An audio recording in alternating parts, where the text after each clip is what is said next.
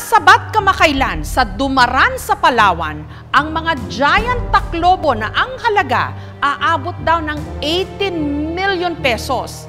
Saan nga ba gagamitin ang mga ito?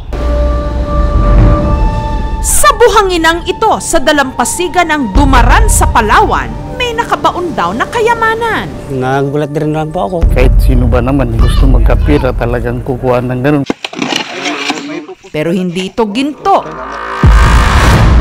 kundi mahigit 300 mga higanting taklobo na ayon sa mga otoridad, posibleng nagkakahalaga ng 18 million pesos. Sino nga kaya ang mga may-ari?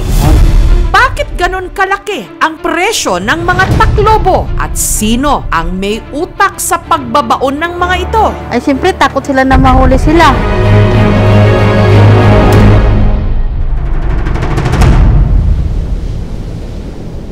Mga nahukay na giant taklobo natagpuan sa pampang ng Sitio Malake sa Barangay Santa Teresita. May tauhan din akong nangawil diyan sa tabing dagat. Mayroon siyang napansin na may umanong bangka. Nakita niya yung mga ilang pirasong taklobo. Nakita ko yung dalawang bangka. Pagsisid namin, nakakita ko yung taklobo na hinukay na nila. Pagkatapos noon, nagsipag-sibata na rin sila. Natakot din siguro. Baka isumbong sila. Mga 5 po sila. Hindi naman po mga taga dito yun. Pagka umagang-umaga, pinuntahan ko ang Philippine Coast Guard. Sinama ko dito. Yun, napansin namin, nakatambak din. Ngayon, ginanon lang ma'am ng tao ko. Ginanon lang. Yun, nakita agad yung likod ng taklobo. Katuwang ang Philippine Coast Guard, inabot sila ng 4 na oras sa paghuhukay sa mga nakabaong taklobo. Hinukay na namin yun pala, marami pala sa ilalim. Hanggang nakuha na nila ang mahigit 300 piraso. Karamihan buo, ang iba basag na sa sobrang luma. Ngayon lang ako nakaano ganitong taklobo pala na mahal. Nakabaon siya sa buhangin. Assumption natin is bago siya i-export na andoon siya sa lugar na yon para hindi makita dahil pinagbabawal nga siya. Posible pong naghihintay pa itong may-ari nitong mga malalaking taklobo na ito. Mas madali kasi siyang itago sa shoreline. Sabi nga sa kasama ko, nga may daw kuno nag-order sa kanya ng taklobo. Pero hindi rin niya sinabi sa pangalan. Talamak na raw talaga sa Palawan ang iligal na bentahan nito. May mga ibang ahente dyan na nangangako na pwede pang tumaas hanggang 5,000 per kilo. Sa katunayan, taong 2020 sa katabing barangay ng Kapayas, nasabat din ng mga otoridad ang halos 70 piraso ng tinatayang 500 kilos ng taklobo na nagkakahalaga naman daw noon ng 1 million pesos. Hinanap namin ang may-ari ng lupa kung saan nasabat ang mga taklobo noon pang 2020 at natuntun namin siya, si Marlon. Hindi niya tunay na pangalan. Pinuntahan kami ng gahanap ng bahay ng taklobo. Alam din kaya niya ang daan-daang taklobo na nahukay ngayon sa Barangay Santa Teresita na tinataya namang nagkakahalaga ng 18 million pesos. Bakit nga ba in demand ang mga taklobo? Saan ba ito ipinupuslit at ginagamit? At gaano katotoong may malaking sindikato na nasa likod ng mga ito? Bakit hindi na lang gawing legal ng national government? Sayang din yung kikitain ng taong bayan. Marami na yun. 2 truck na yun. Huhukayin na ang mga kasagutan sa aming pagbabalik.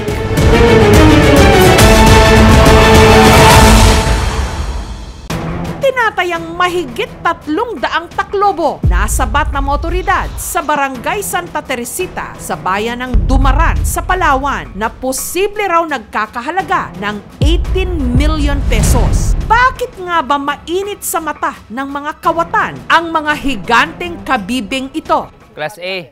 Nagkakaroon ng illegal trade kasi mayroon siyang commercial value. In demand din ito sa international aquarium trade. Ayon sa ulat ng Wildlife Justice Commission, ang mga higanteng taklobo in demand ngayon sa China at Japan. The Philippine seizures have drawn the attention of the Wildlife Justice Commission as they indicate the possible involvement of organized crime due to the level of logistics, organization, and finance required to coordinate the collection and transportation of such vast quantities of product. Ginagawa raw kasi itong substitute o pamalit sa ivory na mula sa tusks o pangil ng mga elepante na matagal nang ipinagbabawal.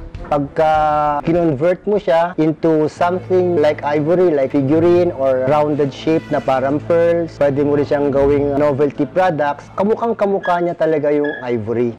Pero sino nga ba ang salarin sa nakumpiskang daan-daang taklobo sa Barangay Santa Teresita? Ang isa sa mga tinukoy na suspect na mga otoridad, si Marlon, hindi niya tunay na pangalan.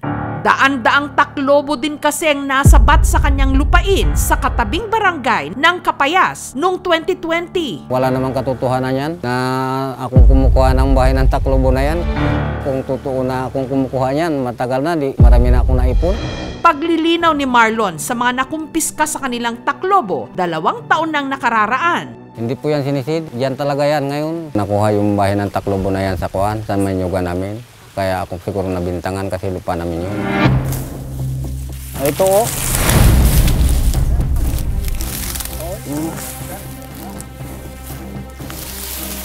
Ito po sir. So dito talaga sir sa Nyugan mo marami talaga mga taklobo? Marami po sir.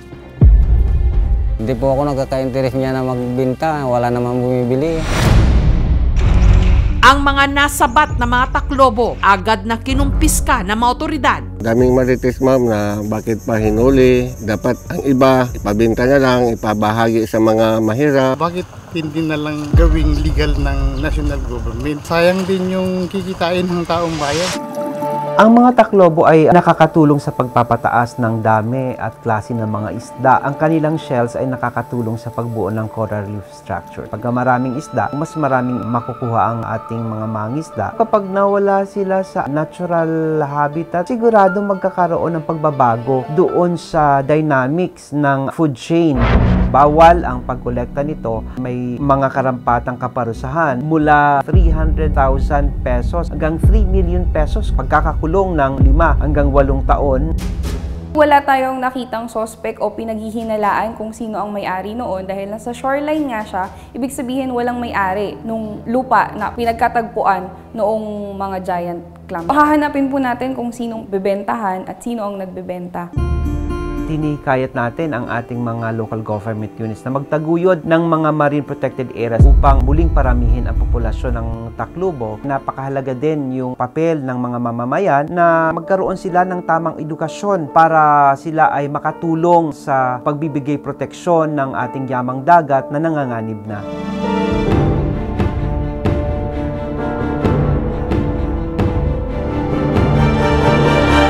Thank you so much mga kapuso. Kung nagustuhan niyo po ang videong ito, subscribe na sa GMA Public Affairs YouTube channel. Don't forget to hit the bell button for our latest updates.